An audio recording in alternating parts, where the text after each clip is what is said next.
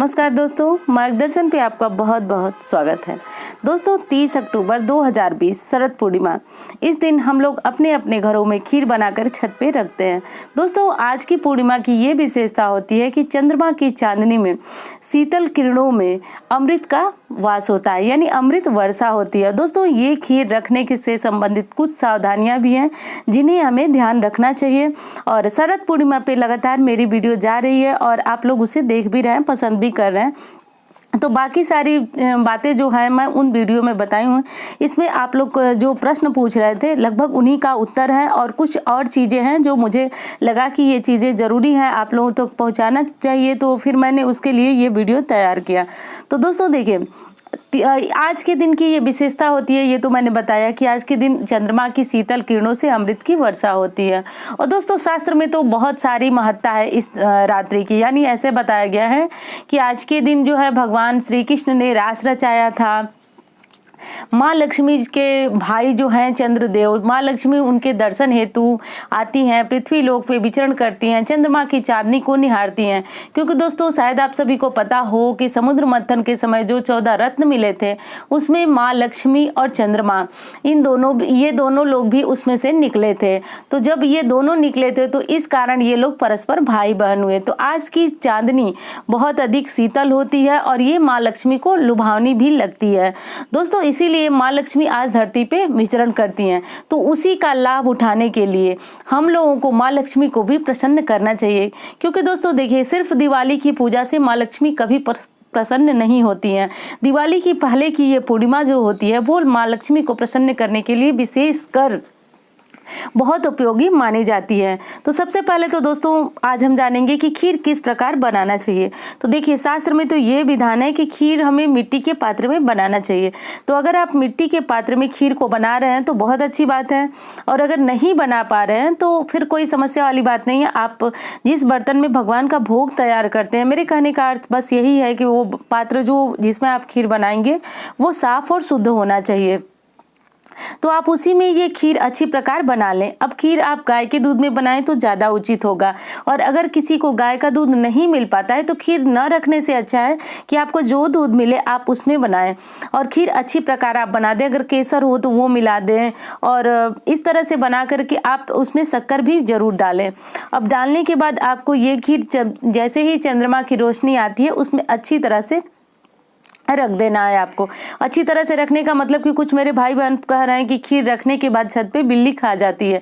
तो दोस्तों जो आप कपड़ा डालने वाली जो एयरिंग होती है उस पे क्या कीजिए कि आप जैसे बच्चों का झूला बांधा जाता है उस प्रकार से आप अपने कपड़े को बांध दीजिए। मान लीजिए एक कोई चादर ले लीजिए या कोई बड़ा कपड़ा ले लीजिए, और जिस प्रकार बच्चों का झूला बांधा जाता है उस प्रकार बांध करके उसके बीच में खीर का बर्तन रख दीजिए।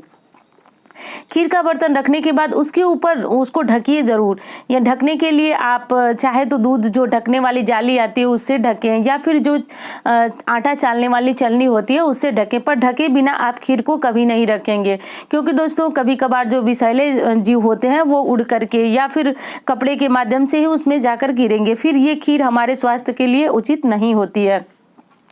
तो फिर आप इसको ढक करके छोड़ दें। और दोस्तों देखिए, खिड़की से अगर चंद्रमा का प्रकाश आ रहा है तो उसमें आप ये खीर बिल्कुल मत रखिए। शास्त्र की मान्यता यही है कि खीर पे चंद्रमा की सीधी रोशनी आनी चाहिए, तभी जाकर के खीर जो है औषधीय गुणों से भरपूर होती है। अब आपको क्या करना है दोस्तों कि खीर ये रख करके पूरी रात्रि को छोड़ देनी है। अगर आप चाहें तो 12 बजे के बाद इस खीर को उठा सकते हैं, पर दोस्तों मेरा मानना ये है कि आप इस खीर को ब्रह्म मुहूर्त तक छोड़ दीजिए, यानी जब तक सुबह का 4 न बज जाए आप इस खीर को न उठाइए। आप सुबह के समय उठाइए और ले जा करके आप अपने घर में किचन में अंदर रखिए, और सुबह जब आप परिवार के सदस्य नहा लें, पूजा पाठ जो भी आप करते हैं जैसे भी आप, तो सबसे पहला जो आपका आहार होना चाहिए वो खीर ही होना चाहिए।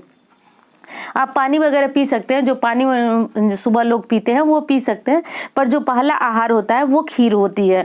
दोस्तों ये खीर खाने से स्वास्थ्य वृद्धि भी होती है और माँ लक्ष्मी की कृपा भी प्राप्त होती है। अभी अभी मैंने बताया कि माँ लक्ष्मी और खीर का कनेक्शन क्या है।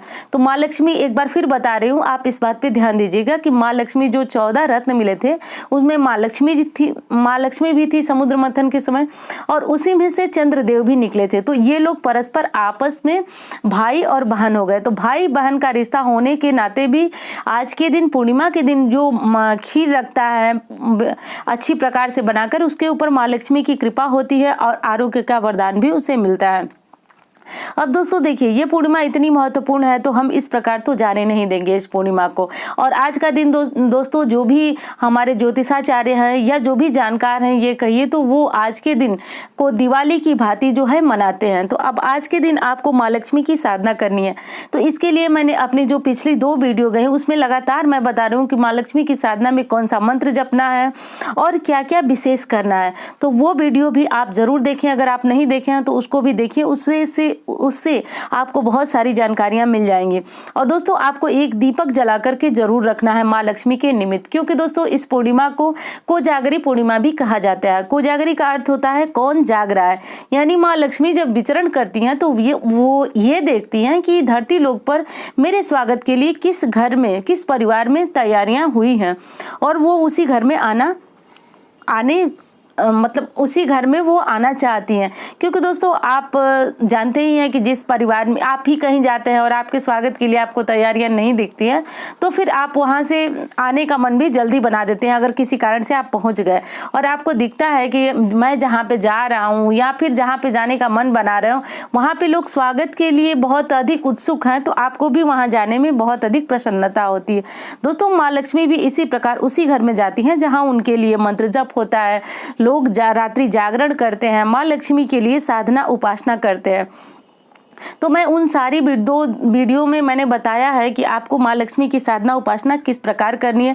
फिर भी मैं बहुत सूक्ष्म तरीके से आपको ये बता दूं कि आज के दिन आप अगर कुछ ना कर सकें, व्रत ना रख सकें और चंद्र पूजन ना कर सकें, तो कम से कम 2 काम तो आपको आज के दिन अवश्य करना। एक तो आपको अच्छी प्रकार खीर बना करके और चंद्रमा की रोशनी में जरूर रखना है, ये काम आपको जरूर करना है। अब रात्रि के समय 9 बजे, 10 बजे, 11 बजे जब आप अपने काम से निवृत्त होते हैं तो आपको एक दीपक बनाना है। दीपक तिल के तेल का भी ले सकते हैं और घी का भी ले सकते हैं। दोस्तों उसमें मैं बताना चाहूंगी कि अगर घी का दीपक आप जलाते हैं तो ये बहुत उचित होता है। दीपक आपका सामान्य दीपक से थोड़ा बड़ा हो और उसमें आप घी भरें और दीपक जला दें, और ये दीपक आप कोशिश करें कि पूरी रात्रि जो है जलता रहे। दोस्तों इसके लिए आपको एक काम और करना पड़ेगा। जैसे आपने घी भरा, दीपक मतलब मेरे कहने का बस यही अर्थ है कि आपको दीपक का ध्यान रखना होगा। दीपक का ध्यान रखने के लिए आपको बहुत सारी समस्या नहीं झेलनी पड़ेगी।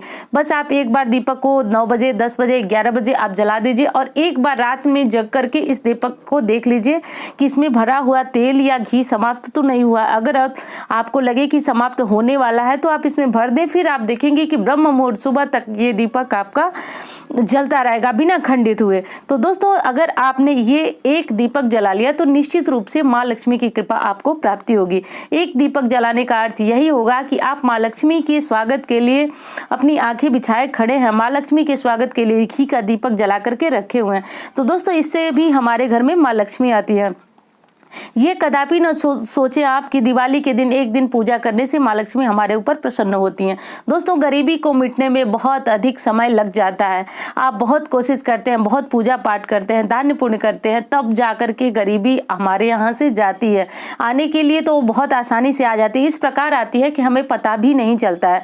दोस्तों मैं ये बिल्कुल नहीं कहूँगी कि धनवान जो है वो बहुत अधिक सुखी है, लेकिन मैं ये अवश्य कहूँगी कि गरीबी से बढ़कर के कोई दुख नहीं है। दोस्तों तुलसीदास भी लिखते लिखते रामायण में, जबकि वो इतने विद्वान थे, वो लिख दिए कि नहीं दरिद्र सम दुख जग माही। तो मैं और आपकी क्या क्षमता है, तो आप भी माँ लक्ष्मी को प्रसन्न अवश्य करें।